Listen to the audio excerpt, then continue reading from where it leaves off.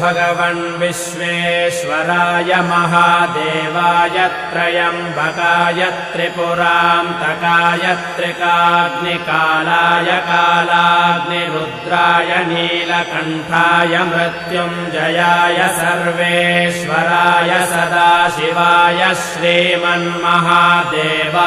नमः।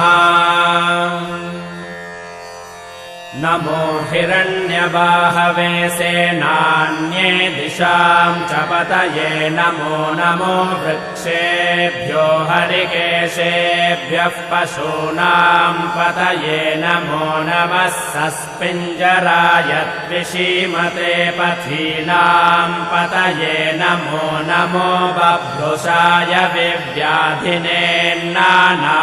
पतये नमो नमो हरिकेशाय योपवीतिने पुष्टानां पतये